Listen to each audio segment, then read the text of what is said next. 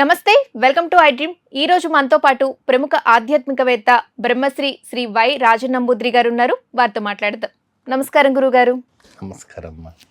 గురుగారు, కుక్కే సుబ్రహ్మణ్యేశ్వర స్వామి ఆలయ విశిష్టత గురించి మా ప్రేక్షకులకు తెలియజేస్తారా? తప్పకుండా అమ్మా. ముందుగా శ్రీ మహాగణపతి దేవతాభ్య నమః. చూసేవంటి వీక్షకులకు నమస్కారం. మరి అదే విధానంగా ఆదరిస్తున్నవంటి ఐ డ్రీమ్ ప్రేక్షకులకు అందరూ కూడా హృదయపూర్వక వందనం. ఏది ఉన్నా ఏది లేకున్నా కష్టం అంటూ ఉండకూడదు. సో కష్టాలంటే మరి మనుషులకు తప్ప ఇంకా ఎవరికి వస్తుందండి అని అంటూ ఉండొచ్చు సాధారణంగా. ఎంత కష్టాలు వచ్చినా డబ్బు కష్టాలు రాకూడదు ఏమండి. మరి అదే విధానంగా కుక్కే సుబ్రహ్మణ్యం ఒక ఆలయంలో చాలా వరకు కూడా చాలా విశేషమైనటువంటి ఒక ఆలయం కుక్కే సుబ్రహ్మణ్యం స్వామి క్షేత్రము అనేటప్పటికీ అక్కడ దాని ఒక విశిష్ట అంటే చాలా ఒక అద్భుతమైనటువంటి విశిష్టమైనటువంటి ఆలయం. అంటే ఆదిశేషుడు స్వయంగా వెలిసినటువంటి క్షేత్రము, వాసుకి స్వయంభుగా గజస్తంభముగా మారినటువంటి క్షేత్రము. అక్కడ చాలా విశేషమైనటువంటి ఇది గర్భాలయంలో వాసుకిదేవి మనకు కనపడుతూ ఉంటుంది. అక్కడ నారాయణ నాగబలి పూజ చేస్తారు. నారాయణ నాగబలి పూజ ఏమండి. తర్వాత నాగబలి సంస్కార పూజ కూడా చేస్తారు. అంటే నాగదోషం ఉన్నవాళ్ళు. ఇంకోటి ఏంటంటే సర్పదాన సంస్కార పూజ కూడా చేస్తారు. వీటికి అంతా కూడాను ఏంటి ఈ విశేషాలు అంటే, ఎవరికైనా కూడా సర్పదోషాలు ఉన్నాయి, ఎవరికైనా కుజదోషాలు ఉన్నాయి, ఎవరికైనా ఏదైనా బ్లాక్ మ్యాజిక్ లాంటివి చేసినా, ఇంకేదైనా కూడా చర్మ వ్యాధులు ఉన్నా, మరియు ఇతర ఒక సమస్యలతో బాధపడుతున్నటువంటి రోగాలు ఉన్నా, ఇంకేదైనా ఉన్నటప్పటికి కూడా చాలా బాధలు పడుతున్నా, నిరంతరం బాధపడుతుంటే కుక్కే సుబ్రహ్మణ్యేశ్వర స్వామి దర్శించుకోవడం వల్ల చాలా వరకు ఆ ఒక్క ప్రభావం పోతే అక్కడ ఒక రాత్రి నిద్ర చేసి అక్కడ ఆలయంలో ఒక విశేషమైనటువంటి పూజ చేసుకోవాలి.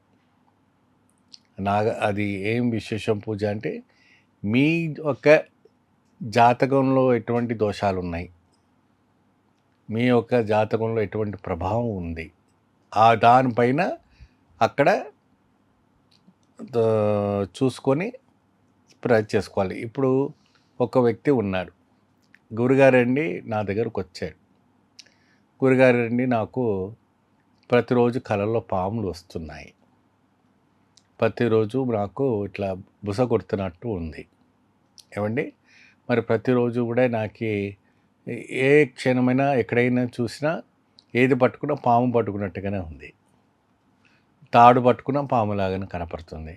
కళల్లో కూడా నాగపాములు వస్తూనే ఉంటాయి. సో ఇలాగ నిరంతరంగా నాకు అదే కనపడుతూ ఉంటుంది. పడుకుంటప్పుడు ఒంటి మీద పాకినట్టుగా ఉంటుంది. నాకు అదేంటో తెలియట్లేదు, ఆ రకమైనటువంటి ఒక ప్రభావం కనబడుతుంది అనేసి చెప్తూ ఉంటాను.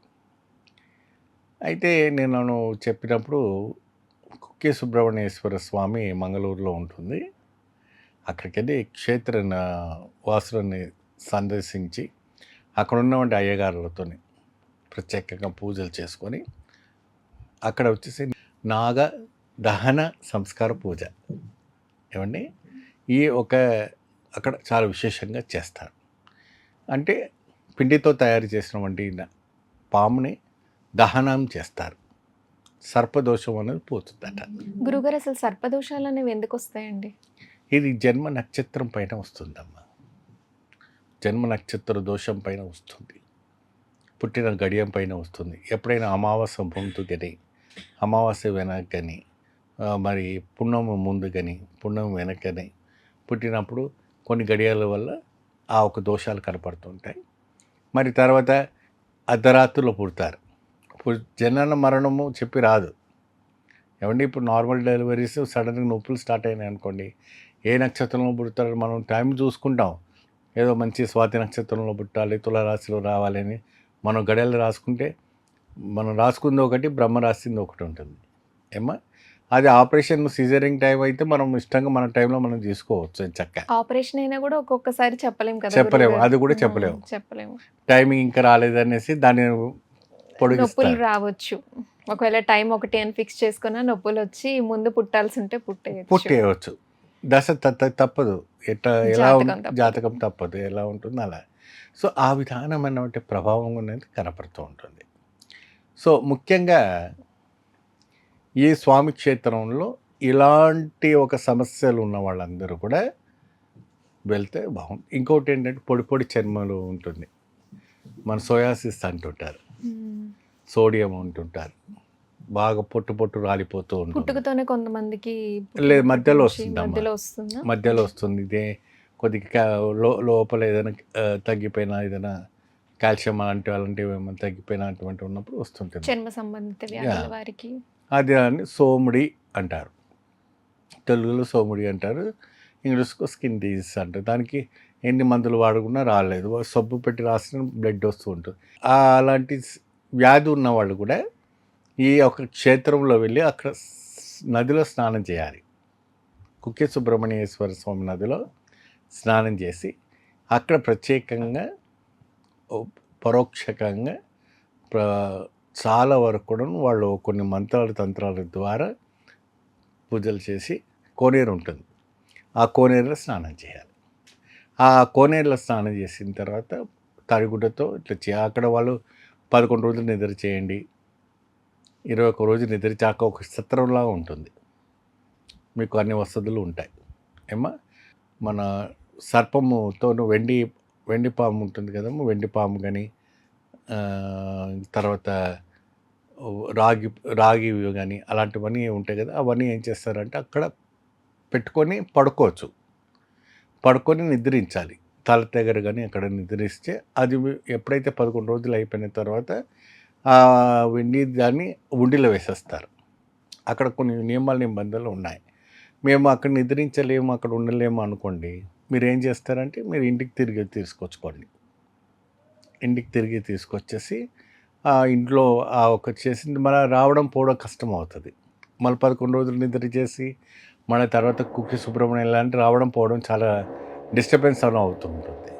కాబట్టి కొంతమంది అక్కడ రూమ్ తీసుకొని ఉండి అక్కడ చేస్తుంటే చాలా వరకు ఈ ప్రభావికమైనటువంటి దోషాలు నిబద్ధం కనపడుతుంది. అందుకే ఈ కుక్కి సుబ్రహ్మణ్యేశ్వర స్వామి ఆలయానికి ఎవరు వెళ్ళినా కళ్యాణం అవుతుంది, అన్నీ అవుతాయి. అలాగే ఎటువంటి నాగదోషాలున్నా, ఎటువంటి చర్మ సంబంధిత వ్యాధులున్నా ఈ కుక్కే సుబ్రహ్మణ్యేశ్వర స్వామి ఆలయం సందర్శించుకోవడం వల్ల మంచి జరుగుతుందండి. బాగా జరుగుతుంది. ధన్యవాదాలు గురుగారు. నమస్తే.